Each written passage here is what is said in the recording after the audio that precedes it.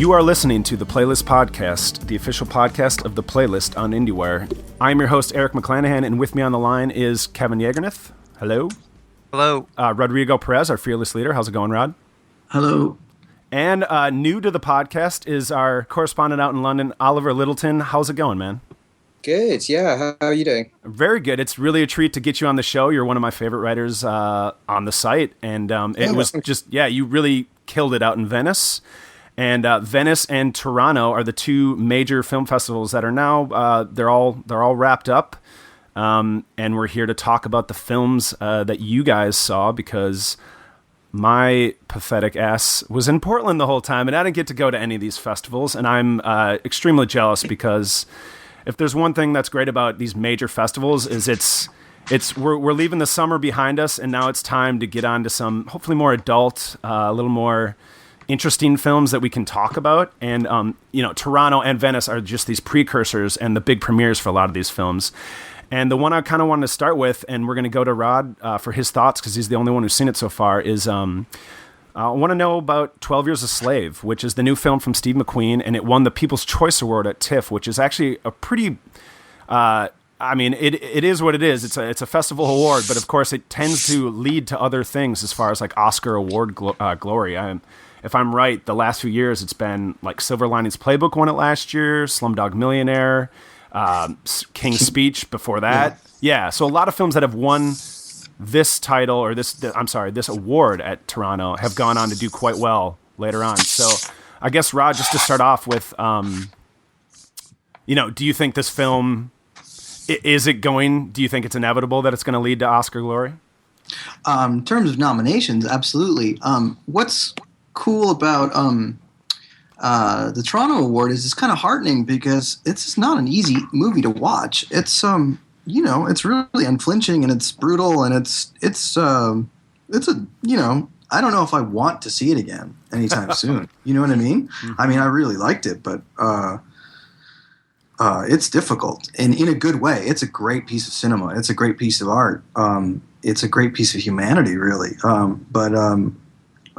It's heartening to see the Toronto audience, who I'm not always a huge fan of, go and choose this. I think that was really awesome. And I guess the other point I wanted to make is that let's not forget Telluride, which is becoming such an important player this season. And 12 Years a Slave actually technically had its world premiere in Telluride. Kevin and I have been having these conversations offline, I guess, on our own, but Telluride, as many people have noticed, is becoming more and more important, and they scored. They sort of stole. You were talking about the importance of Venice and Toronto, but they stole the thunder from almost everybody this fall season, and they did. They did steal everyone's thunder. Other Venice having Gravity a few days or hours beforehand. Telluride had a lot of. It had 12 Years a Slave. It had Prisoners. It had Under the Skin first before Venice by a few hours or a day or something like that. That's becoming a major player, and everyone has noted that. And it'll be interesting to see what happens next year, because they blew it up this year because it was the 40th anniversary. But also a lot of films that you mentioned, Slumdog Millionaire, The King's Speech. They all won TIFF awards, but they all premiered first in Telluride. So the TIFF award is definitely a strong augur of Oscar nominations, but so is a lot of stuff that premieres in Telluride, because they seem to have their eyes on a lot of that stuff. And back to the film itself, it's you guys have read all the reviews. It's a real powerful piece of work, and it's certainly going to get nominated across the board for everything that's important. And the only thing that, one, no one wants to hear the season is over, because that's a dumb thing to say in September. Mm-hmm. And two, there's so many months to go, so who knows what will happen. Yeah, a lot of time left before we get to the award season. But it sounds like you're maybe not quite as enthusiastic for this film, not quite as over the moon for it as maybe the sort of general consensus seems to be, Rod. Am I right in my reading of your thoughts on the film? I think maybe just slightly. Let me put it this way: This is clearly something you enjoyed more than Django Unchained, correct? by many, many, many miles. And they're also completely different takes on Yeah, you know what? I yeah. wanted to be a jackass who would do a tweet that would, that would dog Django, but it's unnecessary, and they are apples and oranges, and you know how much I dislike Django, but no, it's just two different things. Yeah, I mean, so is this more in line with something? Is this Steve McQueen making a film something more along the lines of Lincoln from last year, or is it? Kind of, in a sense, yeah, kind of. It's got a reserved, not laid back, but a very matter-of-fact tone. It's got this fantastic Hans Zimmer score that's probably going to get nominated, but also that score is very used sparingly, and it's just restrained and very subtle. And don't get me wrong, it's an incredibly powerful piece of work. I think if I graded, I may give it an A- or something. But I don't know. I also kind of want to see it again, despite saying earlier that, like, I don't, because it's really brutal. Because I was just slightly, I don't know, distracted, I think, in my head or something. But it's a really powerful piece of work, and I was like, I had to sort of, collect my thoughts and sit down for a little bit afterwards, because it's a little punishing, and but it's also like, it just bleeds so much empathy. You just want to, like, hug everybody and just be like, God, why can't we be more empathetic to the whole world around us? Well, I mean, and this seems like Steve McQueen as a filmmaker has. I mean, you look at Hunger, which is. I mean, I almost look at that as like an avant-garde biopic. To call it even a biopic is really not doing that film justice, and it's really experimental narrative. And then you've got Shame, which saw him kind of starting to go. I mean, sure, that film gets an NC-17 rating, but it's much more traditionally told. It's more of just a straightforward, I guess, character study. But it seems like he's moving more towards wanting to make films that are going to be a little bit more accessible, and he's done it quickly, with 3 films. But Ollie, if I remember right, I think you wrote our first review of Shame when you covered Venice that year. Is that correct? Am I remembering that right? Yeah, I think that's right. Yeah, well, and so I guess, and Steve McQueen is a British filmmaker. Not that means you're the only one allowed to have an opinion on that, but where do you see, your thoughts on him as a filmmaker? And I guess, are you anticipating 12 Years a Slave? Are you worried that maybe he's going more accessible with his film talent, his storytelling technique? Is that making him less interesting?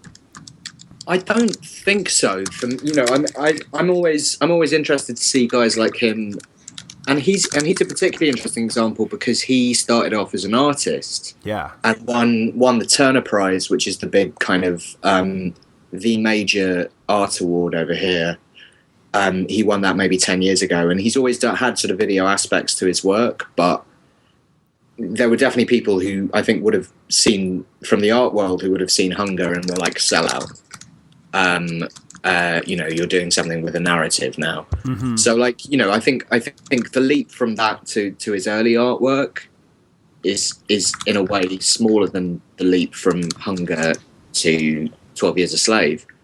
From what I hear, and also from what I hear, it doesn't seem to be as, it's not a. And Rod, correct me if I'm wrong. From what I'm told, it's very much still a Steve McQueen film, and it has the long takes, and it has, Absolutely. I mean, it's. I don't think it's. I suppose it's more accessible, but yeah, it's got a lot of long takes that are, in a way, extremely powerful and excruciating, and I suppose it's more accessible, but it's it's still very much Steve McQueen. He's got a singular identity and a voice, and I don't think he's like, he's not trying to make an Oscar film or anything. Yeah, okay, so I guess that's if I had any worries, it's like, is he trying to make like awards bait type pictures? But no. Like I said, I'm surprised that the Toronto audience, like I guess I said I was heartened earlier, but I'm also surprised the Toronto audience went for it, because I would thought maybe it's too dark. It's kind of, brutal, and so yeah, I don't think he's trying to. And the other thing is, it's so matter of fact in a way that it's sometimes slightly undramatic because he's just, you can tell they're sort of like, this is what happened in the book, and we're following the book pretty closely from what it feels like. You know what I mean? Mm-hmm, mm-hmm. They're not inserting the big swelling moments here and there because they need, or they have to. It's like, well, that didn't happen. This is the book, and it's kind of linear in a way. Well, I'm just really glad to see that Chiwetel Ejiofor, getting a really meaty, what looks like a really meaty role, and something that's going to finally give him, if there's any really great thing about awards, in the end, they don't always matter, to film lovers. You love the movies you love the performances you love, but I like seeing actors I'm a big fan of finally get notice, and it looks like that's what's going to happen for him. Everybody seems to be saying he's the front runner right now, which can obviously change, but is he as great as advertised, Rod? It's harrowing what that guy, like that character, has to go through, and yes, he delivers for sure. Nice. I'm also just trying to be. I don't want to overhype things, so yeah. He's really great. Well done. He's going to get a Best Picture or Best Actor nomination without question.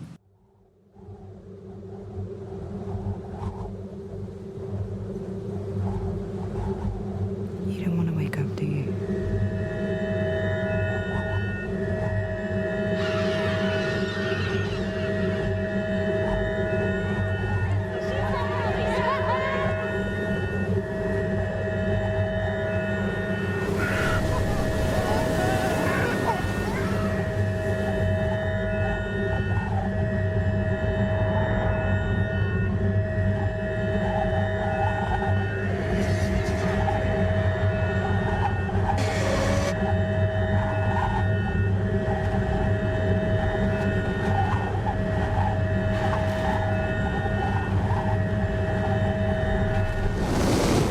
Kevin, let's move to you, because I know you had a chance to interview and see. Well, you saw the film Under the Skin, which is the finally the return. I think 9 years.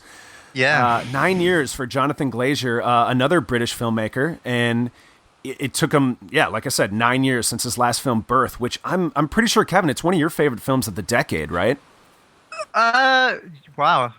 Did you say that? Did I read that? I probably have said that at some point. Yeah, I really love that film quite a bit.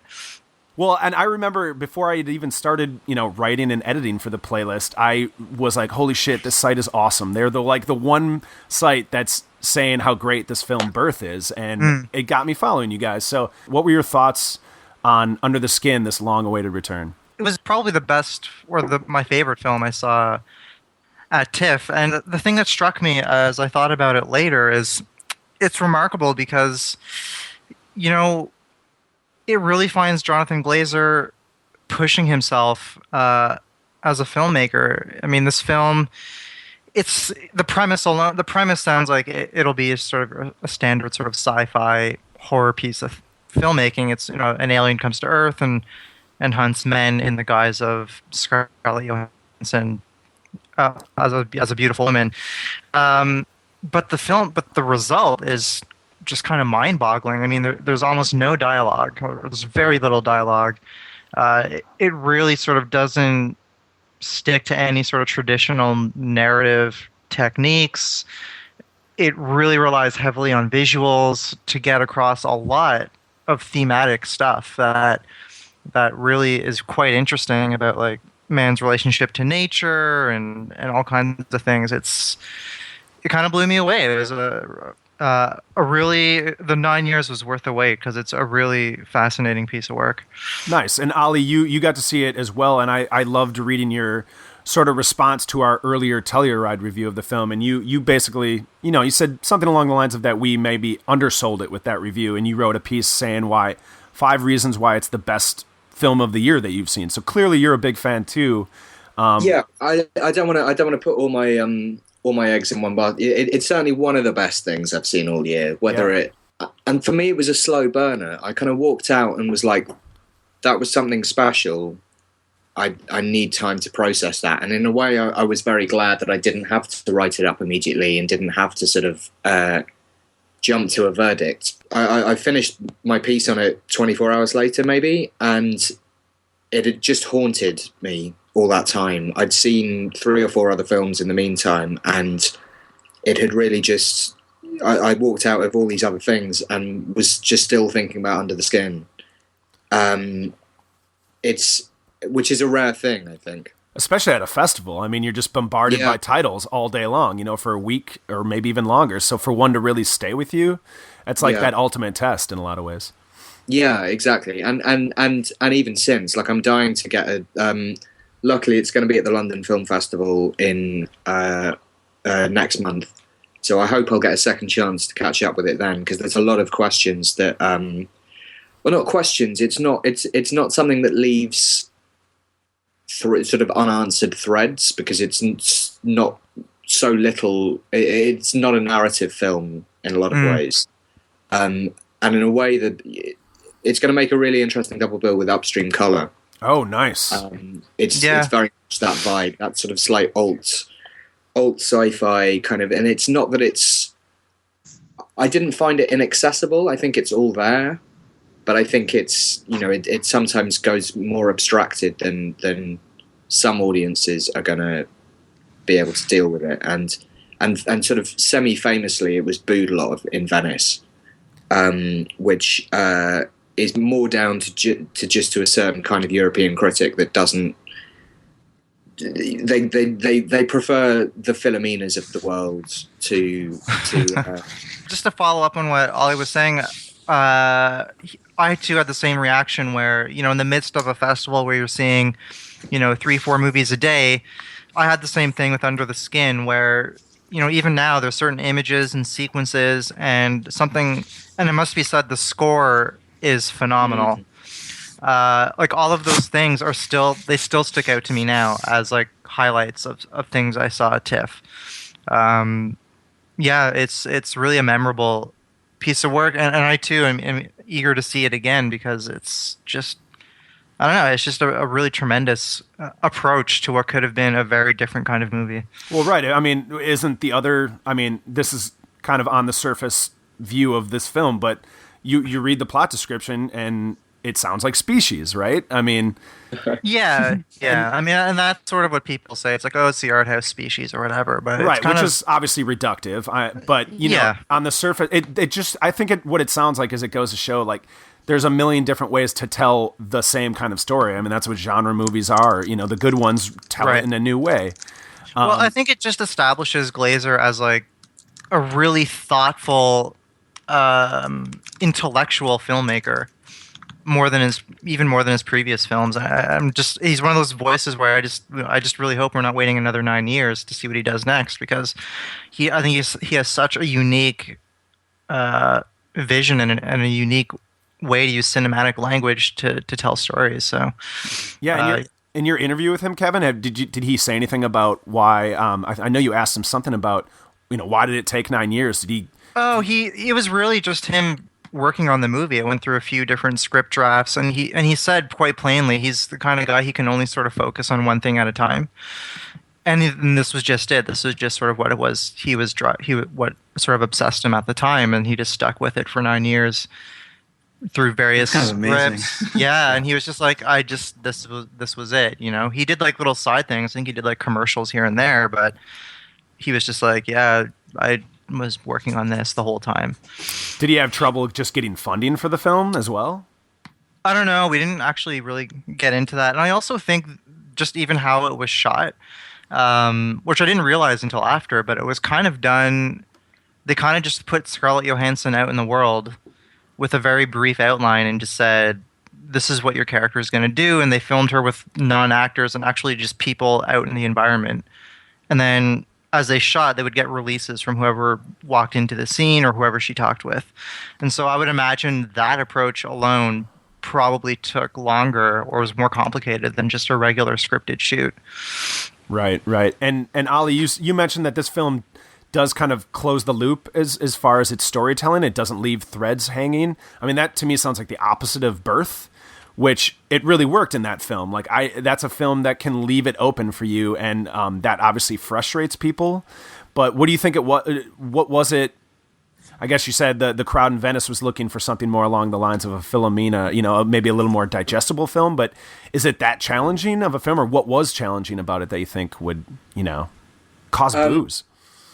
I don't know. I'm always a little bit cautious to talk about how accessible something is, because I think I have different like to me, birth is kind of accessible, but I think it's a cult hit in the making, and I think there's enough in there that me and certainly Kevin got to talk to Glazer in his interview about the very opening, which is kind of fascinating, and almost more abstracted than the rest of the film sort of put together.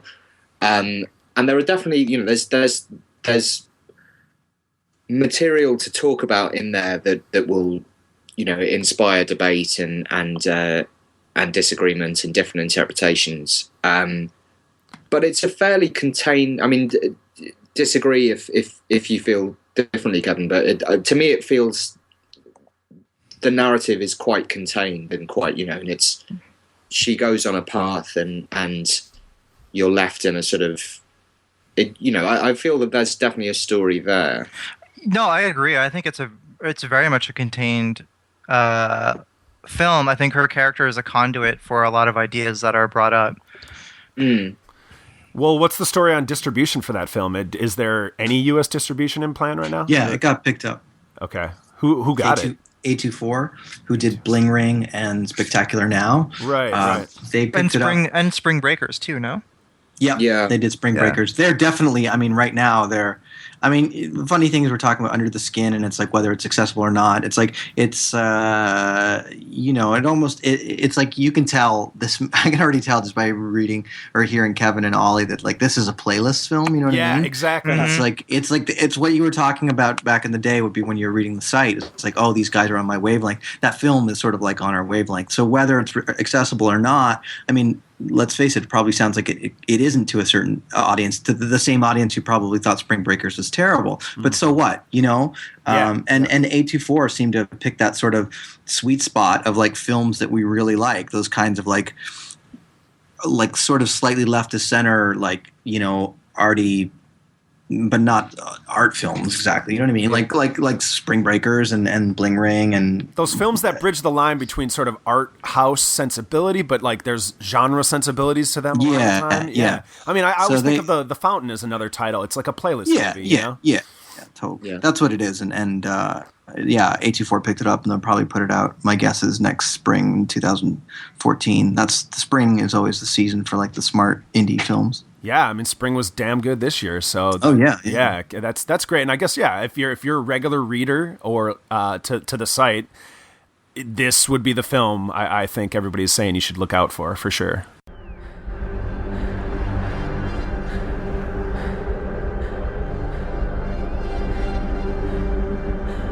Houston, you copy.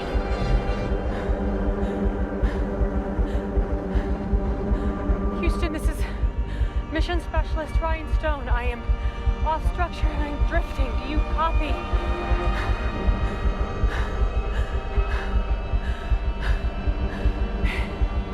Anyone? Do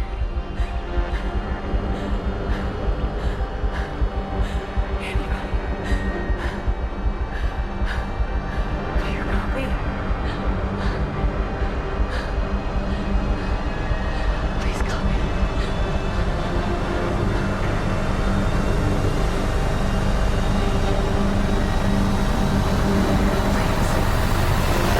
Let's move on to one that's gonna get a bigger release, and most people know about it already. And I want to go to Ollie with his thoughts on Gravity. Alfonso Cuarón. It's been 6 or 7 years since Children. 7 years, I think. God damn, man! Since Children of Men, which one of my favorite films of the last decade.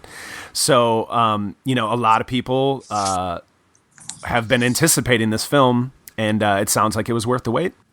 I think so. I'm like you. Children of Men is I think one of my favorites of the last decade, and I think I was trying to temper myself as I went in. I kind of went, maybe it's just because I'd read the script maybe 2-3 years ago, so I knew what I was going in for, which a lot of people.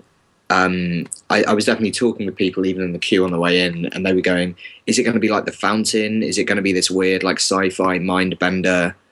and it's not that. The thing, you know, the premise I've always sort of said to people when they've asked me about it is it's kind of touching the void in space. Okay. Essentially, it's a fairly stripped down survival movie, and I think I was trying to kind of say to myself, well, look, if nothing else, it will hopefully be like a thrill ride, and it'll be exciting, and it totally is. Like, it's one of the tensest experiences I've ever had in a movie theater. But you know, I think there's more to it too. I think there's some stuff in the screenplay which is a bit sort of broad strokes, and the backstory to Sandra Bullock's character is sort of familiar, but I think it's dealt with in nice way, you know, in relatively convincing ways, I think. And just there are moments of real beauty, and yeah, it delivers both on a blockbuster front and I think on a sort of art front as well. And they screened it in 3D in Venice for you? They did, not in IMAX. I think Toronto got it in IMAX. The press screening was in regular 3D actually, and I saw the public screening, which was also, I think there was one additional press screening that was added at the last minute in IMAX, but most of the screenings were just regular 3D. And Kevin, your thoughts on the film? I didn't like it as probably as much as Ollie did. I think I had a bit more issues with some of the broad strokes, and I ultimately came away sort of admiring Gravity as a technical piece of filmmaking because it's really amazing as a visual experience and as that kind of a thing. But I ultimately was kind of left a bit. It wasn't as powerful as Children of Men, which I thought it was a bit more emotionally resonant. And I had little niggling issues here and there with the structure of the film, which I don't really want to get into because of spoilers or whatever. But I had a bit more. I was a bit more reserved in my liking of the film. I think at least in Toronto, from what I gathered, a lot of people had the same sort of response as Ollie did. They sort of really took to it, but. I had some issues that sort of kept it at a distance for me. You know, Children of Men, though, is another film that's pretty straightforward. You know, it's a really simple point A to point B sort of, I mean, thriller's the wrong thing, but, you know, it's essentially like a road action movie, basically. And it's, very simple, but he is able to let things be in the background. You know, the visuals tell you so much in that film. Yeah. And of course, that film became really famous for its extended long takes and the way they even used CGI to sort of graft takes into one. Right. Is he just going even more insane with that in Gravity? No. I think he's actually, this is a pretty tight movie. I think it's an hour and a half tops. God, that's refreshing after the summer. Yeah, it is. It's pretty tight. I mean, if anything, he knows how to use those tools without going overboard. I think there's just narrative problems. There's structural problems that I have with it. I think it becomes repetitive, and that's all I can say. Okay, yeah. So you just don't want to ruin it for everybody else. That is noble of you. No worries. Ollie, do you have any response to that? Because I know you brought up some you even mentioned on this podcast, but in your review you talked about maybe there's sort of a sentimental streak in here, and it sounded like you even had issues with similar things that Kevin did, but what was it that was the spectacle of the film what just kind of took over for you? And, you know... Yeah. And again, it's sort of... I can see Kevin's point about a certain repetitive nature to the film. I think certainly first time round, you're kind of carried... Certainly I was carried enough by the story to not mind so much, and it's definitely something I can see bugging me more on repeat viewings. But you know, we'll see how that goes. I had my own issues. Like I think, you know, there's definitely a sentimental streak. I'm someone who I think sentimental is can be used too often as a knock. And this is a bigger, you know, we could do a whole podcast on this, but I think it's not the worst thing in the world for a film to be sentimental. And, you know, I think Cuarón does it with enough taste that he kind of pulls it off. Yeah, I was just to jump in, like, you know, there's certain things that's like sentimental doesn't necessarily have to equate bad. It's how it's done, and I guess how the viewer takes it. I mean, I would hate to think someone go, "Oh, that's sentimental. That's however many points off." Like, come on, you know. I mean, anything can work in any context depending on how it's used. Yeah, I mean that I have some issues with, I think, the very ending. Yeah. Did you mention there's a direct reference to something in 2001, something along those lines, Ollie? Yeah, which there's, I mean, there's literally one shot, which I won't give away here, but it feels a little too kind of meta. I think you look at it and you don't go, this is a scene in what is otherwise a very immersive film. And to go back to the point about 3D, I think this is a rare. I'm in no way a fan of 3D, but this, along with Life of Pi and maybe Hugo, are the exceptions to the rule. I think it's really worth seeing in 3D and on the biggest screen you can find, I think. So the 2001 shot kind of took me out of it a bit. I kind of didn't mind that shot, but yeah. But yeah, that's another. I think it's going to be down to the individual with this one, because there's. I agree with you too about the ending. I had issues there as well. And I think this is the kind of film where it's really going to be down to how immersed someone is in what's happening. Yeah, because I think the experience is the bigger sell on this movie than because you're not going in for a story, you're going in for an experition.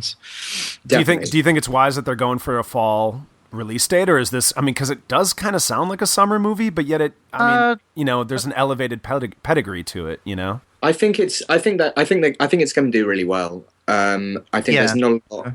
I think there's not a lot else out in October that's going to be this kind of, that has this kind of blockbuster potential. Certainly off the top of my head, but and it's close enough to the awards calendar that it'll be in play throughout that time. You never know. I mean, but I know I feel like this is a thing that people are going to go see and will tell their friends and be like, you really have to see this in cinemas. And I think that's quite a rare thing to have these days, when people are happy to wait for VOD and stuff. Yeah, just a reason to get people into theaters. I mean, hell, I just came back from this weekend and I was up in Seattle, and they have this huge theater. It's called the Cinerama, and it's a massive, massive screen. And I watched 2001: A Space Odyssey on 70 millimeter, and that experience is incredible. And if you ever get a chance to do that, I highly recommend it. But it made me think of, there's the moment, it's past the halfway point, and Hal is turned on the astronauts, and he basically just cuts one of them loose, just left to float in space. I mean, is gravity? It's being sold that way. Is gravity essentially a person floating through space for 90 minutes? Because that sounds terrifying.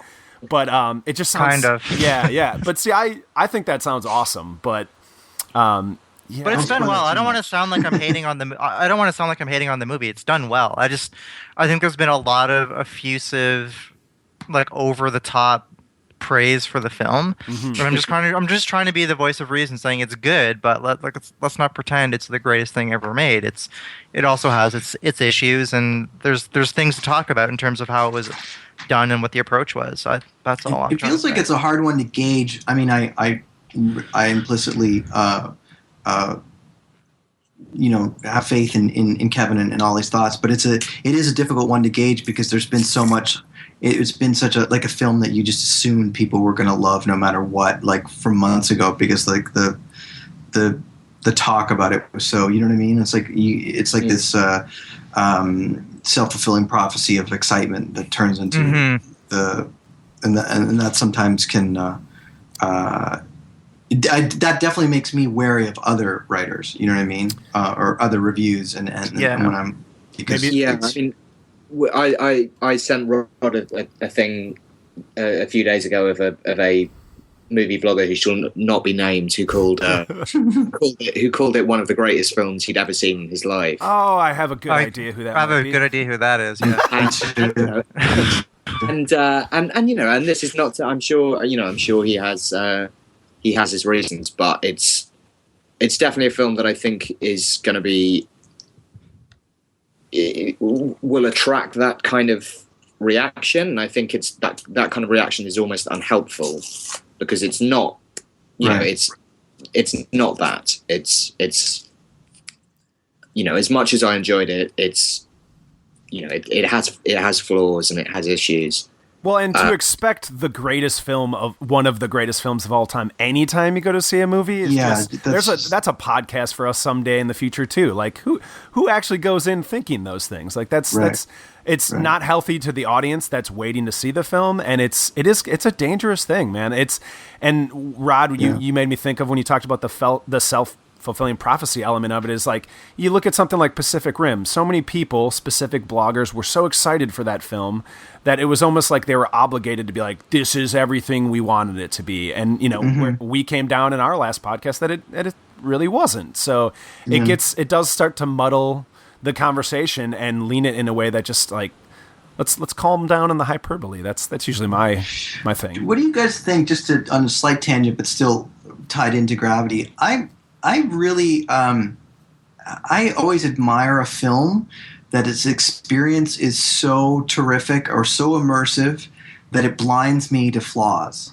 Like, if I see it later and I go, wow, that's not so great, but I still remember that first experience. That experience blew me away. I can think of, for example, The Dark Knight Rises, which I really, really loved on my first experience, and subsequent to seeing it, there's a lot of things in it that I don't love. 127 Hours, it blew me away, my first experience, and the second one really knocked it down a notch, so much that I wish I hadn't seen it again. Oh, wow. So I personally admire and love a film that the experience is so strong that if there's massive flaws, I don't see them, because I am so in this movie. I am so locked in. And if an experience is so like powerful and just gripping in that way, I like for me 127 Hours, I just sort of forget the second experience, because I don't want to. That first experience was so powerful for me that's the one I choose to keep. Like, I don't. You know what I mean? I just love that experience, and I love when a film can do that. I'm very aware that could well turn out to be my experience with Gravity, because it's certainly one of the more visceral experiences I've had in the cinema. I sat next to Robbie Collin, who's the critic for the Daily Telegraph over here, and he was literally biting his nails. You know, people call movies nail biting, but like he literally was going at them for most of the last 45 minutes of the movie, and like he was not the only one in the cinema. And you know, it's that kind of, and it is, you know, it's close to almost being like a simulator ride in a theme park, because it has this sort of, it's so immersive in the 3D and everything. And I'm very aware that just that initial experience may well have blinded me to some of the flaws that Kevin, I think, having seen the reactions out of Venice and Telluride, maybe was more like prepared for. But I think that first experience will be enough to win a lot of people over. And I think it's still a very, very good film, regardless of possible script issues that it may or may not have. By the way, I'm not saying that as a negative thing, that like, you missed flaws. I'm actually looking at it as a positive. Like I really, really admire that. I think there's something to be said about that. And sometimes I see some critics and I'm thinking, wow, you're just so intellectual here that you missed an emotional or visceral experience sometimes. And I lament that, because I think we need a mix of both when we're in there. I mean, yes, we need our critical thinking caps on, but not to the point that we're like, soulless or something, Yeah, I mean, all of us are doing what we're doing because we love movies, and you're always like jonesing for that next time where, for one, it makes me think of the idea of people saying, oh, when people say something's a perfect movie, I just don't believe that. I don't think there is such a thing, because human beings make these, and there just can't be perfect. But the feeling, the reaction, the love you can have for something, even if it has flaws, just like a person you might care about in your life, that's why we love the certain films we do, is you can gloss over those things. The negatives, the criticisms you might have can't outweigh something that's just works so well. So I'm with you, Rod. Like it is, I think it's mostly is a positive thing. I agree. No, I think you guys have articulated it pretty well. Yeah, I mean, I think we all go to the cinema for either a visceral release or an emotional one. And if a film delivers that, first and foremost, there's nothing wrong with that. Yeah, absolutely. The new David Gordon Green film called Joe. Of course, he's still got a film that's in theaters. At least it's in theaters in my town still, Prince Avalanche. And what I loved about that movie was this sort of perfect bridging between the last 3 films he's made and the films he started out making. So is Joe a further sort of bridging of the comedy and the, more art house, more reliant on tone and atmosphere style of filmmaking, or is this a new step for him? Well, I'm in a slight disadvantage because Prince Avalanche hasn't opened here yet. Okay. I haven't seen it, but sort of having skipped that step, it's very much a return to the tone of Undertow and Snow Angels in particular. Oh, so it's a huge bummer? It's kind of a bummer, but there's definitely, it's sort of, I mean, Snow Angels, I think is not to go off on a tangent here. I think is the kind of underrated gem of Gordon Green's filmography. But I agree. And it has that weird thing where the first half is almost it's got its sort of funnier moments, and then the second half is like an unrelenting bummer. And Joe kind of mixes it up a bit. There's moments in here which feel like it could be from his more kind of comedic work. There's one sort of kind of extended montage in particular that kind of works, but it is very dark and quite sort of violent in places, and it's definitely a kind of wallow in the darker side of life. I saw people comparing it to, which wasn't something that jumped out immediately to me, but Killer Joe. It's sort of, it never quite gets that dark, but it's certainly there are kind of tonal similarities. But Nicolas Cage is really restrained in it too, right? I think I got that from your review. Yeah, I think it's the best performance I can remember him giving since Adaptation, maybe. Oh, nice. Wow. It's and there's still like there's the essence of Cage in there. There are moments where you kind of can see him almost wanting to go kind of bug-eyed and sort of true like Nicolas Cage lunacy. Mm-hmm. But it kind of works for the part, and so he's really great in it, and I think the film is really solid. I came out feeling really good about it at the time, and it's one that I think it sort of fell back in my thoughts as the festival went on. It was one of the first few things I saw right there, I think, and it didn't kind of stick in the mind in the way that something like Gravity did in the early stages. But I think he's a really. I'm always going to be interested in what he does. What Gordon Green does. I think there's a lot to love in there. Ty Sheridan is really great. Yeah, man, that kid's worked with 3 amazing filmmakers for his first 3 movies. Yeah, and certainly premise-wise, it's been compared to Mud a lot, and I was a bit more tepid on Mud than some people were. Oh dear. I think this takes a similar premise and runs with it much more effectively. And more kind of satisfyingly. It's got its issues, but I think it's definitely something to look forward to when Roadside Attractions just picked it up, I think. So I guess my guess is they'll probably put it out at a similar time to Mud was next year. Mm-hmm. But it's definitely one to look forward to, but it's not gonna change your life, I think. Okay. Well, and Rod, I know you're a big David Gordon Green fan, and I'd love to just hear your thoughts on his very interesting, the trajectory his career has taken. And my co-host on the other podcast I do, Adjust Your Tracking, Joe, he got to meet David Gordon Green at a festival years back. Mm-hmm. And this was when Snow Angels came out. He was actually there for Snow Angels. And he talked about how at that point he always was a film lover first. And anytime you hear the guy in interviews, he's just referencing titles left and right. And I love that he's made, that's been his career. And it's, the thing that annoys me the most is when people say he needs to be making this kind of movie and not these kind of movies. So, Rod, what do you think as far as David Gordon Green? Well, I think I've interviewed David Gordon Green more than any other director I've ever interviewed. Nice. I think I've interviewed him like 4 or 5 times, and I was lucky enough to interview him like right before all the Real Girls came out, I think. So I was really up there early, you know? I think I interviewed him twice for all the Real Girls. I interviewed him around Undertow, and anyhow, so I got him very quickly and understood what he was going for. And in that first interview, he was saying, I'm going to do comedies, I'm going to do a bunch of different stuff.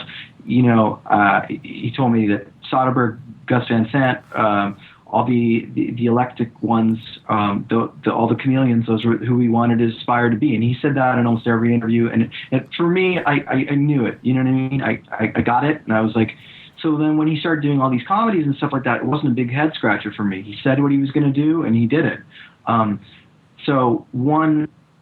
It does show the kind of like, which is slightly frustrating to me, and not even just because he said it, he may not even have ever said it, and I still would have been okay with it because I hadn't even read at the fact this guy just likes movies and he wants to make a whole bunch of different things. And he's got omnivorous taste and he's relentless and he just wants to make a bunch of movies and who can slight him for that? I mean, the guy's got like, we all love movies, right? Like we all love. I'm sure all of us can see something in Avatar that we like, and I'm sure we can see something in a David Gordon Green like movie that we like. And this is the same kind of guy. He just loves movies and he wants to make everything he can make. He could if you gave him the money, I bet you he could make a movie in every genre because he's just a movie.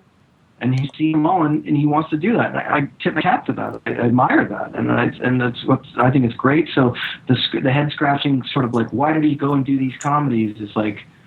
And then also I also slightly I think it's reductive to say like, there can only be 2 things, just indie and comedy, and now he's bridging the 2. I think Prince Avalanche is something completely different. Yes, it does take 2 similar sensibilities, but I think it's done in a completely different way, and I don't think it's just like studio comedy. Since his studio films meets those 4 indies. I think it's something new. It feels like a new direction to me. So I'm actually really curious to see Joe, to see if he sort of like takes that thread. And I don't know how to articulate it, but like it's just in a way, like I guess the best way to articulate it is Prince Avalanche is just slightly more of like an existentialist, like Waiting for Godot comedy. And there's nothing in that of his early indie films that are anything remotely of that tone. So it's different. And so I guess I'm excited to see Joe because I want to see if this new sort of it's a subtle new direction, but I see one and I want to see if he keeps going on it. Yeah, and Kevin, if I remember right, you might have been the only positive review I read about Your Highness. You really did. You enjoyed that movie when it came out, right? I love that movie. I think it's hilarious. Your Highness is funny as hell. Oh, you guys are crazy, but I love your opinions. Anyway. I think the other thing that just to about David Gordon Green, I think the other thing that even movie writers or bloggers or whatever get caught up in is assuming that David Gordon Green has like some kind of master plan. Like, yes, these are the kinds of movies he wants to make, and he did it. But he also has to make the movies he's able to at the time. So when the opportunity came to do big budget studio movies, of course that's what he's going to do, because like as a filmmaker and as a career, it's a smart thing, and it's probably for him an adventurous thing to do. And when he goes back and does a small movie, maybe it's because something else didn't work out. And I think he's making the most of the opportunities that are coming his way. And I think he's the kind of filmmaker I think is just fascinating to watch because he's willing to push himself and try different things. I'd rather see him do 29 different movies than make George Washington over and over and over again. Yeah, absolutely. Yeah, that's the annoying thing is it's like people want, like, do we want to see the same film over and over again? No, I want to see him branch out and do those things. And I love that it's not bothering him. He's just going to keep doing his thing. And I think people need to realize, like you put it perfectly, Kevin, like he's going to take the projects that he's excited about when he has the opportunities. So this idea that he's got some grand master architecture for his career is kind of far-fetched, because I don't think anybody really has that in any walk of life. So, just one more thing. I think he's also the rare kind of guy who just loves to shoot. Like, he does a lot of commercial work too, like a ton. Yeah, he's prolific, man. He's I really just think he's the kind of guy who just, like, give him a camera and like a bit of money and he'll go make something for you. Yeah, he's been interviewed a lot lately now with Joe coming out, and he was on David Poland's sort of video interview, DP30, that he does. Mm-hmm. And it was a hilarious interview. Both of them were. And he talked about how he watches everything. He saw just about everything. It was hilarious. He's like, I saw everything this summer except Grown Ups 2 and like Despicable Me 2. And I'm like, why would you even bother referencing those two movies? But so the guy sees everything, and he made a great point of like, the movies are too long. Like, he just said, he always kind of cuts to the heart of like what I'm thinking. Like, all these summer movies, they're just bloated and they're too long. And he's like, why not just make them 90 minutes? And what he described sounded more like what Gravity is in a lot of ways, but also what he's into. He's not going to make some ridiculous bloated movie unless it demands an epic runtime. And I love filmmakers that he's going to make something that pleases him first, and then hopefully, you let the chips fall where they may, and everybody else gets into it as well. So that's something to be respected for sure. Rod, I know you got really into, there's 2 films made by the director Denis Villeneuve, whose last film was the French-Canadian film, I believe, called Incendies. I'm probably mispronouncing that. Kevin, did I do a decent pronunciation of that? I think it's Denis Villeneuve. Incendies is correct, yes. Okay. And I know, Rod, in particular, you had a chance to interview the director. You saw both films. Prisoners, which is coming out really soon, I think in the next week, in America, if I'm right. And then his other film, Enemy, is that right? Yeah. Yeah. Why don't you tell us, what it is? Because it seems like you're a fan of both of these films. So, just start with Prisoners. Let us know what you think. Yeah, I mean, let me back it up just slightly, just because, and I don't know why I feel like I need to qualify this, but I will. But because I was offered an interview with him, and I guess, to be honest, I wasn't very excited to do it. And because I liked Incendies, but, I don't know. It's okay. Maybe I'd forgotten it. And then I was like, okay, fine, sure. And then I got to see Enemy, and I was so blown away by it that I was like, holy shit, and that I had to see Prisoners, and so I was lucky enough to see both of them before the festivals. And then I was like, I was singing a completely different tune. I kind of love stuff like that. You're being skeptical, or you're tired, or whatever. You're not so much into something, and now I'm like, a huge champion. I'm like, this guy is like, I mean, I liked Incendies, and it's great filmmaking. It didn't completely work for me in the end. Some of the story stuff fell apart, but now I'm just like, wow, he's immediately one to watch. And Enemy is like I haven't seen Under the Skin, but to me, it's the Under the Skin of TIFF that nobody saw. It's and I'm always, I hate overhyping things, but I guess if I can be as pretentious enough to quote myself in my review, I said something like it was as if Paul Thomas Anderson had made a Brian De Palma film, because it's the premise sounds very De Palma, like a doppelganger thing, and this one guy finds his complete perfect other half, and then it's sort of like, I won't go into more, but him trying to figure that out, and the whole intrigue and mystery and deception of that, but it's shot and told like, I guess similar to, say, Paul Thomas Anderson circa There Will Be Blood or something. The score is very atonal.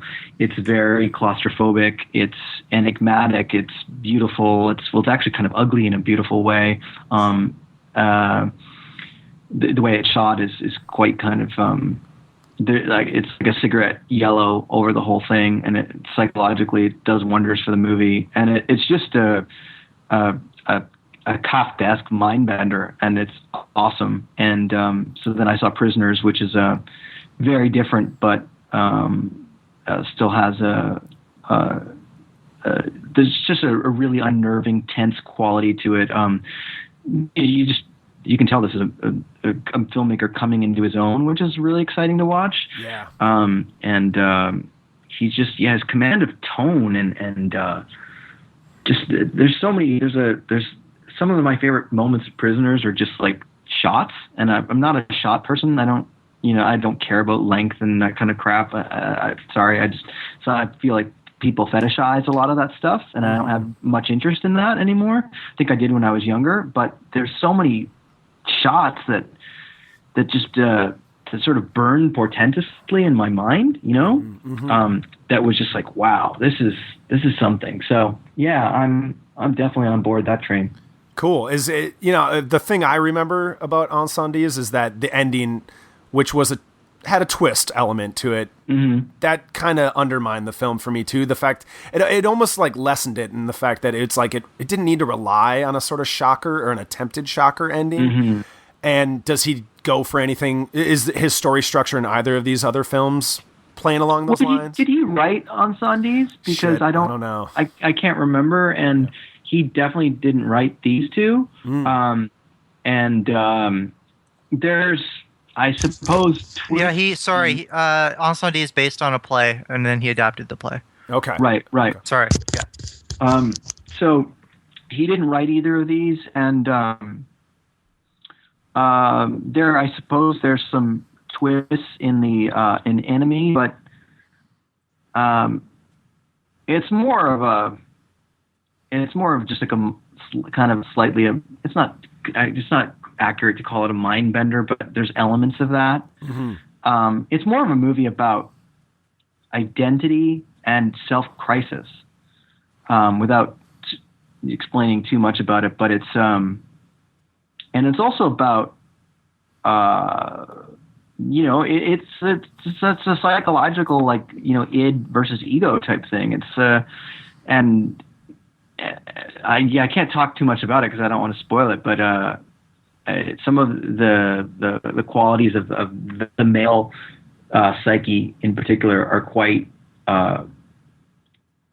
they just struck a chord in me. It's really unnerving.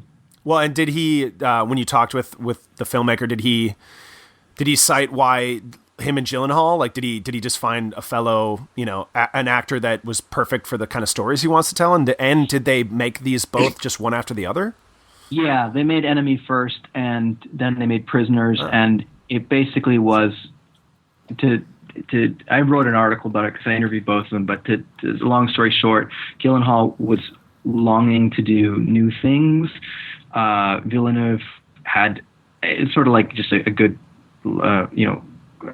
people colliding or fates colliding at the right moment, like Gyllenhaal wanting to do some new things and stretch himself, and Villeneuve, I guess maybe I don't know, maybe seeing that he could do that, or I don't know if you guys saw End of Watch, which is not particularly that great, but I think it's probably one of Gyllenhaal's better performances. You can tell that there's some good stuff going on there, and maybe that was what he saw. I don't know, but they just really hit it off, and not only did they hit it off, then they did Enemy, and it was sort of a perfect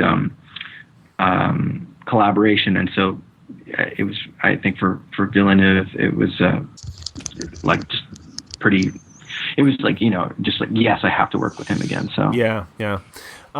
Cool. Well, I'm looking forward to getting. I think I get to see Prisoners at a screening tomorrow night, so I know that one's coming out soon. I'm excited to see that, and because I even, like I said, Incendies didn't totally work for me, but you could tell it was the mark of a filmmaker that was talented and could do something great, or just really, really good. So I'm excited to see those.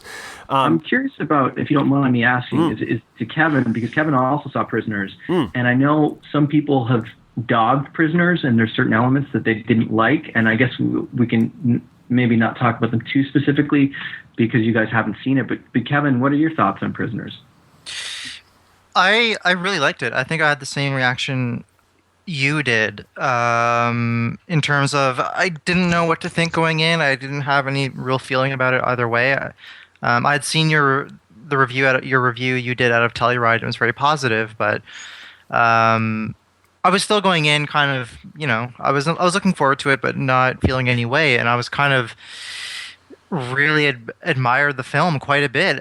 It's probably one of the films like Under the Skin that I remember from TIFF, out of the 20 odd movies I crammed into however long I was there.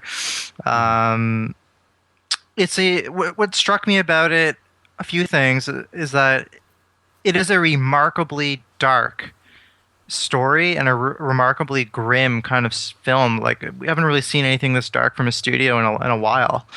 It's very, very adult. I think we talked about this earlier offline. I think there's been a lot of knee-jerk reaction comparing it to Zodiac when they're really kind of two different films. So I think it'd be good to sort of get that notion out of the way, that it's another sort of Fincher-esque procedural, because it's really not. There is a mystery element. There is that thing that sort of propels the plot along, but I think Villeneuve's film has weightier ideas than Fincher's does, which isn't to say it's better or worse. I think it just has different ambitions altogether. And a completely stronger emotional core than most Fincher movies have.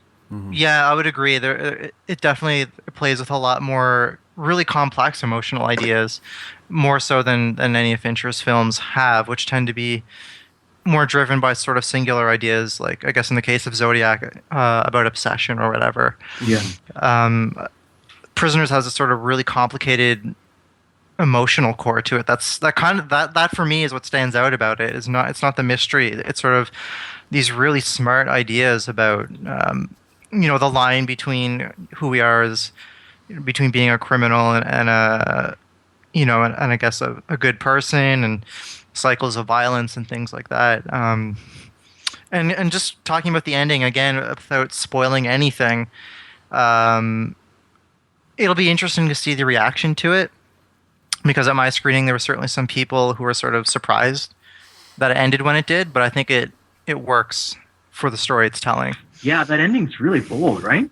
Yeah, it is, but really smart, because it closes the loop right when it has to. Right. It's. Would you agree that I guess this is what you're trying to say? It's almost too smart for the average audience.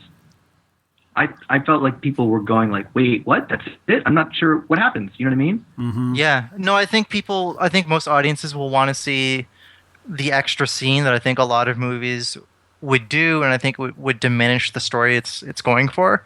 Yeah. I think this one sort of serves the themes of the movie rather than like, we're gonna take you right to the end of this narrative kind of thing. Mm-hmm.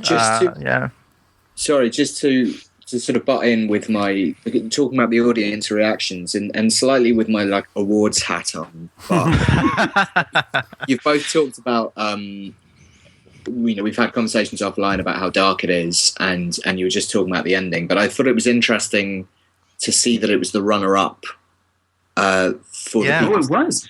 It was, along with Philomena, oddly enough. Wow. That's also heartening to hear. Mm-hmm. Yeah, so I don't know. I feel like audiences are maybe going to be... It sounds like they're going to be responding to it maybe more than we fear that they might. Well, I think it's also, just as like a drama, it's really gripping. Like the movie is 2.5 hours, but it moves really fast. Nice. So I think that could be why I think maybe audiences. Well, that's what sort of makes it easier to take on. Is that it's not like a 2.5 hour movie where you feel every minute and it's punishing. It moves along like as any good thriller does. Like, it's very brisk, but there's just no moments of like levity. Nice. Ollie, why don't we go to you? And I'd just love to know sort of closing thoughts on this year's Venice Film Festival, or if you just want to say like, give us an idea, because I've never been. I know very little about what that festival experience is like. And you've been there many, many years now. What is it like? Yeah, I guess. Yeah. This was my third year, so I think I have a sort of handle on it now, and it's a really fun. I mean, I have nothing. I haven't done Cannes, I haven't done Sundance, I haven't done Toronto, so I only have other people's sort of secondhand thoughts to experience to compare it to. But it's I think it's more relaxed. Like, you don't you during Toronto and during Cannes you hear people having to queue for hours and hours, and there's not that much of that in Venice. It's a bit more, and it's partly because it's fewer.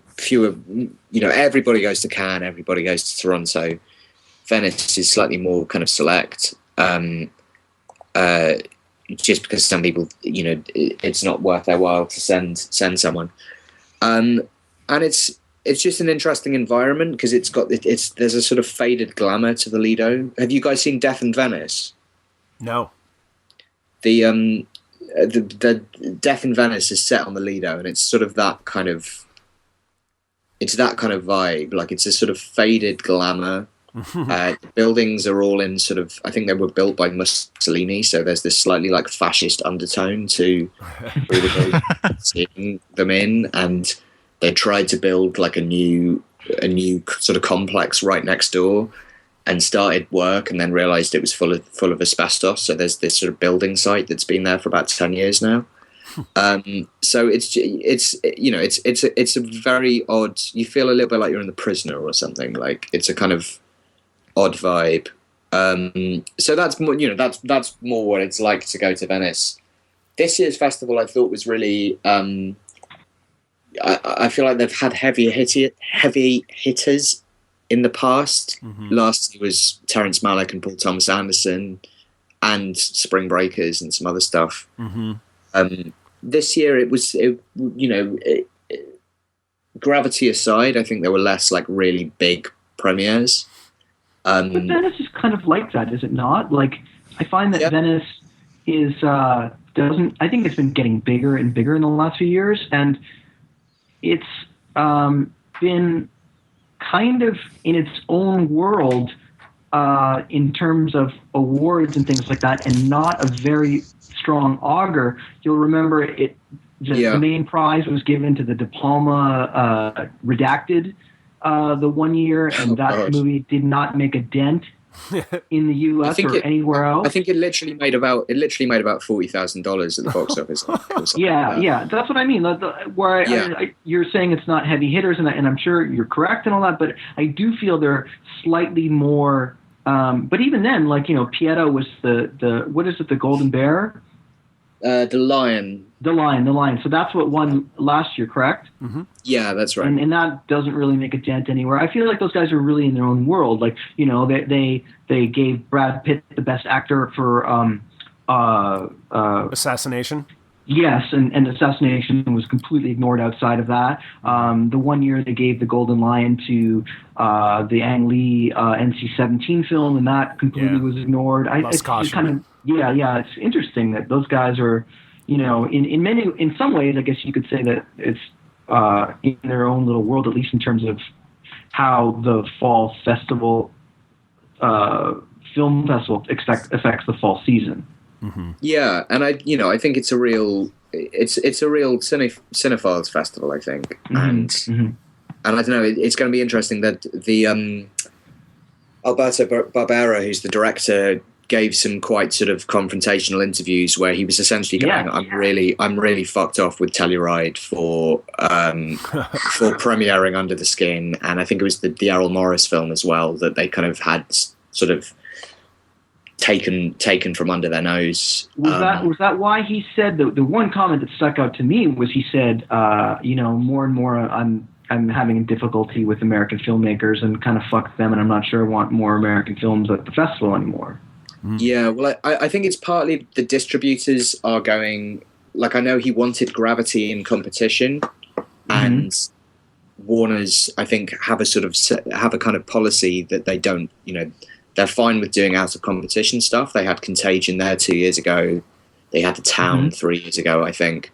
But they don't, I think it's almost like they feel like something like audiences will take against it if they hear that it's been in competition in Venice. They'll sort of decide it's too arty. So I think it's partly that. I think it's partly that some certain American distributors, I think it's quite expensive, Venice, in terms of premiering something there. I think to fly everybody out there when you have Telluride in Toronto, and even New York Film Festival is becoming more and more important in that kind of award circuit. I think they're definitely looking at the kind of at the bottom line and going, is it really worth us doing this sort of thing? Right. Which I think is why you see more. I think you've got a few British films like Philomena. You've got something like Zero Theorem, the Terry Gilliam movie, which hasn't even. I think it's a fantastic fest it's going to. It skipped Toronto entirely. Yeah. And that's a kind of Euro. That's produced by various kind of European co-producers and stuff. So my guess is you'll see more of that sort of thing, but it's also, I think Venice is a little more glamorous than, if you can have a picture of George Clooney and Sandra Bullock arriving on a water taxi, there's a little more like tabloid value to that than there is to, to them outside the light box or whatever. So, I think it's not going to, I don't think it's going to be totally forgotten. But I can definitely see it being less of a kind of awards hot point. But it's just it's a fun festival, and there's a real breadth of, there's a real breadth of sort of programming there. It's always very good for Asian filmmaking. We had the Kim Kai-duk, we had the Tsai Ming Lai this year, and the Miyazaki. Pretty cool. And then, and then people like Xavier Dolan was there this year, and that film, that's one that really grew on me over time. And then surprises like, there's always something that really comes and kind of knocks me for six from nowhere, and this year was Locke. Oh yeah, with the Stephen Knight movie with Tom Hardy, right? Yeah, and I didn't see. I think it was called Redemption or something incredibly generic with in the States. Statham movie that he made. It was Hummingbird in the UK. Yeah, got retitled, and I had no desire to see that particularly, but Locke is really interesting, and Tom Hardy's great in it, and that's another one that A24 have picked up. Nice. Along with Enemy, I think. Yeah, they picked that up too. Cool. Yeah, that's the distributor to watch. Yeah, their 2014 is going to be awesome. Nice. Yeah. Very nice. But yeah, Locke's definitely, because I think Locke is another one that hasn't done other festivals yet. I think that's a kind of Venice exclusive so far. Nice. And I think people are really going to dig that when they catch up to that. Kevin, is there any gems that you haven't got a chance to talk about from your experience at TIFF this year? Yeah, I would say that Richard Ayoade's, I don't know how to pronounce his last name, The Double was really great. It was really, really, really good. It's probably, it is one of the ones, along with Under the Skin and Prisoners, that's sort of the lasting memory of this year at the festival. And I wish I had seen Enemy to sort of see how similar or dissimilar it is. Right, because they both like doppelganger kind of. Like yeah. But I think this one, I think The Double is a bit more fantastical.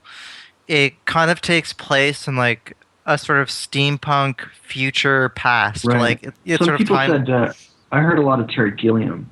Yeah, it's sort of the setting, at least, is sort of reminiscent of Brazil, I guess. But it's I think it goes off and does its own thing and does it really, really well. I think this kind of concept of like the double can be hard to pull off if it's not done right.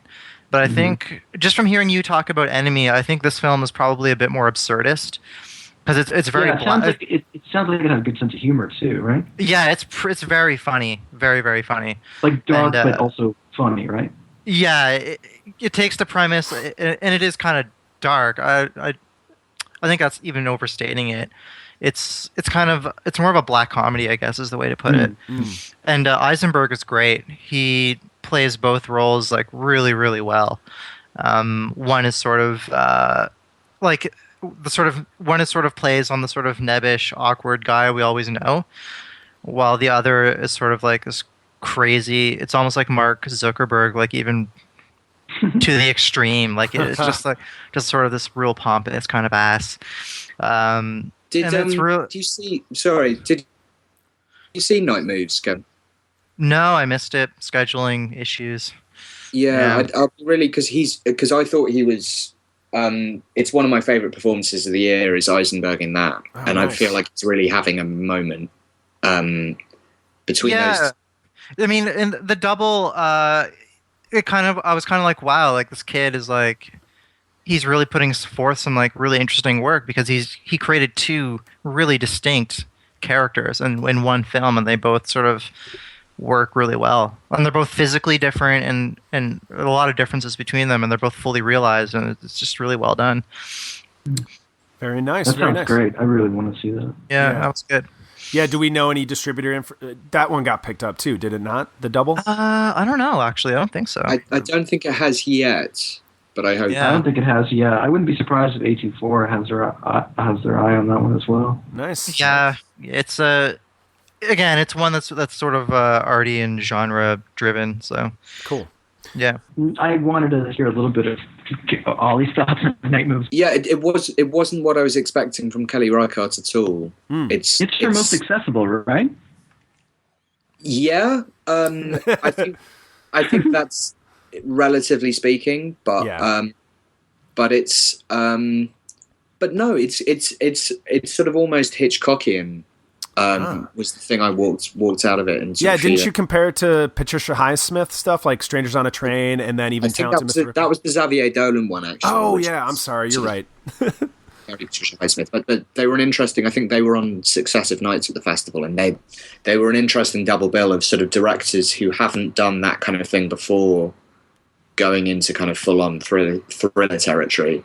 Mm-hmm. And actually, Reichardt sort of commits to that more than Dolan does. Dolan is sort of it's a weirder like mishmash of stuff, but it's a really it looks stunning. It's incredibly absorbing. It kind of takes a turn in the second half that you're not really expecting it to be, and becomes a very different film from what it was before. But it's really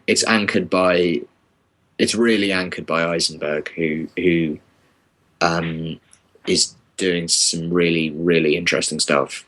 And he's one of those guys where you look at it and from a distance he's always sort of doing something similar. But then if you go, if you follow from Roger Dodger to Squid and the Whale to Social Network to what I've seen from the double, I haven't seen the whole thing yet, and I'm really excited to. They're leagues apart, and even in a fairly terrible blockbuster like Now You See Me, like he's doing a different spin on his sort of archetype and his kind of the kind of thing he's normally doing. So I don't know. He's someone who's continually surprising me, and Night Moves is definitely the best I've seen him. But I definitely want to catch up on the Ayawadi film before I sort of cement that.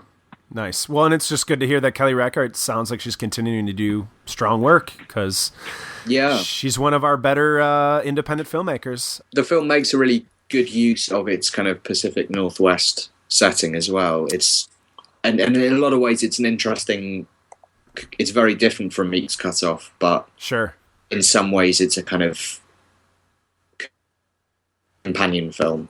I won't say too much more, but yeah, it'll be an interesting double bill one day. You cut out there, Ali. You said it was an interesting companion film, you said, to Meek's Cut Off? Yes, yeah. Okay. This year, and actually the last few years, we've seen Matthew McConaughey really, he's another guy that seems to be taking his career a little more seriously these days, and he's trying to do more interesting work, and he's done that with stuff like Killer Joe, which has already been referenced. Mud has already been referenced. I actually hope that guy gets an Oscar nomination for Mud. I think he's fantastic in that film. And, plenty of other stuff. Magic Mike, he really shined in that film. And now here's a big, what could potentially sound like an awards bait, Oscar bait type role where he's playing a real person in Dallas Buyers Club. And I believe Kevin, why don't you take it from there and let us know where the story goes and his performance in it? Well, it's another very good turn for McConaughey. I mean, this sort of character is sort of something that he could do in his sleep almost. He's a Texas hustler, really charming, has his way with women and this and that. I think he's going to get a lot of attention. It's a very good film. I didn't love it, but I thought it was very, very good. The thing now that I'm sort of reflecting on it that strikes me as being interesting about it is that it doesn't adhere to like the message movie sort of template. That's good. It doesn't. Yeah, it doesn't. It doesn't ever go into like speechifying territory or like a big important scene that sort of sums up the movie's themes. I think I think the thing that I really admire about it is that it presents a really flawed hero. Like he's a homophobe and he's kind of an ass. Yeah. And his journey is one of little victories of moments of sort of slowly building, slowly overcoming his disease and helping other people. But it does it in a really effective way where I think it sort of it shows the struggle of this one guy just to sort of learn to live with what he has and learn to live with the mistakes he's made that have sort of made him arrive to where he is now. And it does that really, really well. And the other thing that sort of stood out to me is that I don't know if it's the first AIDS / gay drama to do this, but it's also very funny. Like it has a lot of really funny moments within this sort of tough subject. And I think that the film and the filmmakers sort of allow the sort of AIDS trauma to have moments of comedy, then moments of levity, where I think other filmmakers would be quote unquote too respectful of the material to do that. I think it's kind of refreshing as well. And Jared Leto is a standout, frankly, for me. Like over McConaughey, I think he has the most emotionally powerful scene in the movie, and he's just really good, like more than you'd ever expect from the guy who's in 30 Seconds of Mars. That's the thing about Jared Leto. I almost like, well, Jared Leto is like he's just such a his public persona is the worst. Yeah, his public music persona is so horrible, and yet he's such a terrific actor, and it's so easy to forget because of his public persona. But let's not, forget Requiem for a Dream. He's fantastic in that, and he's terrific in this. He's really, really great. And I think I like this movie. I think I like this movie slightly more than Kevin did, but I think I'd probably land on a similar written or grade and review.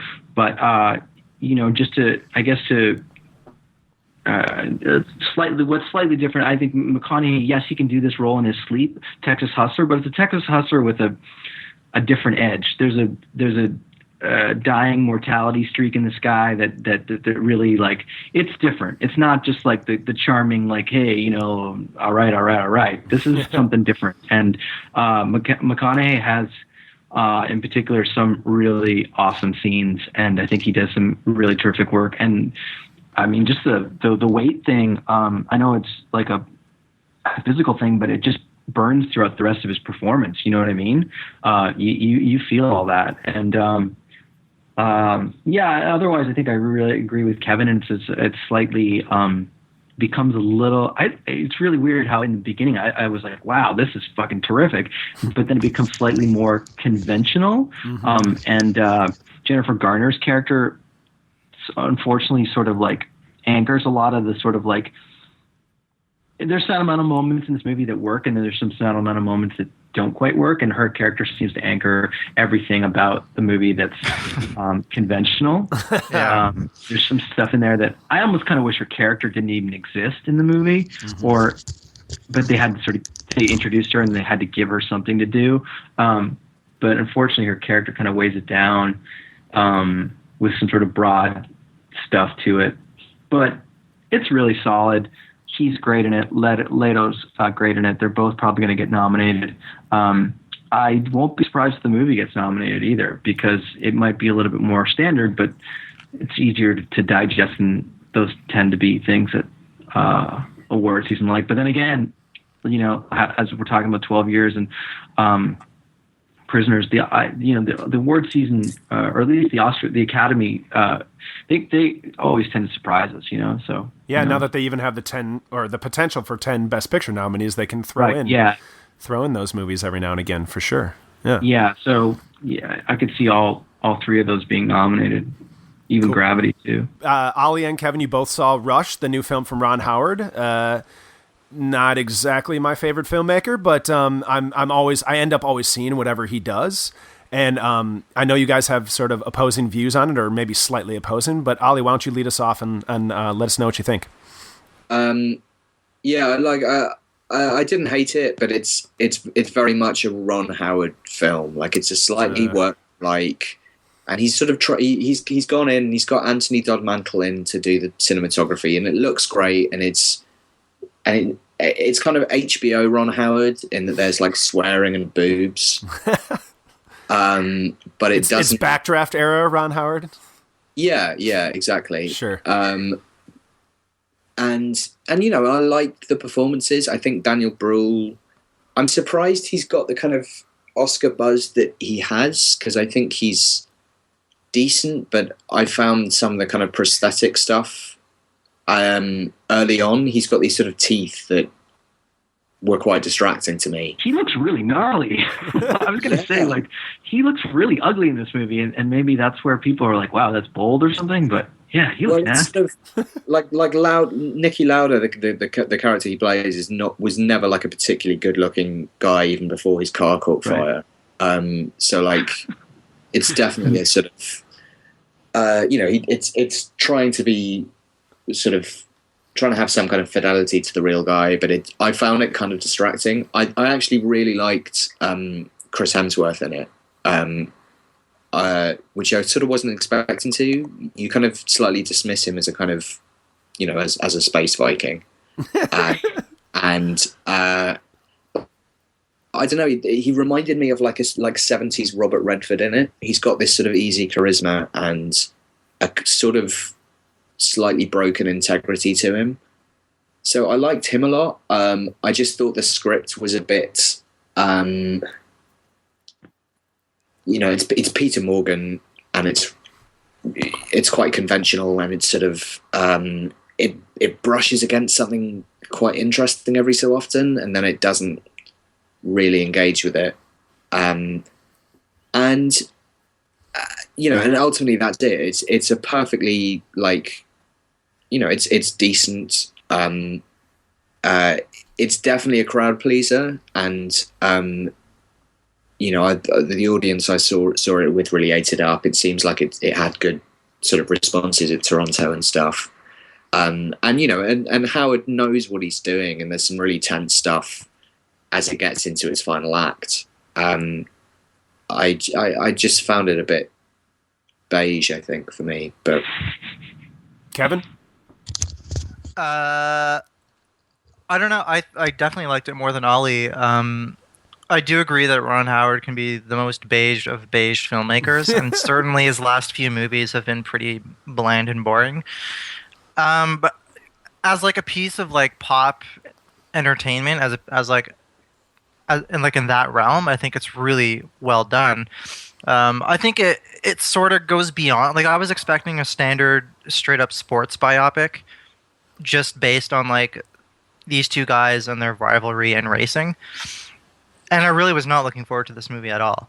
But I think it goes enough into, telling the story of two guys who really came of age. I mean, they were very young when they started, and who sort of came of age in this sport and sort of pushed each other to be the best that they could be. It was really interesting and really well done. I agree. Hemsworth is actually...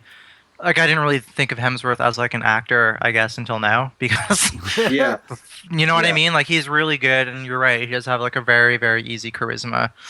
I don't know, Brule for me, like the prosthetics didn't really bother me at all. I mean, he's supposed to be an ugly guy in the film. It's kind of the point, because he's sort of the uglier, less charismatic. Because he's ugly at heart, right? No, not really. I think he's just, no. He's just kind of he's sort of driven by different ambitions, I guess. Like their approach to the sport is quite different. But he actually, I found him very compelling. He sort of has the heavier lifting to do because he has to make this sort of unlikable, his very unlikable guy at least compelling for the whole film, and he does. He's a very fascinating, kind of well-rounded character for me.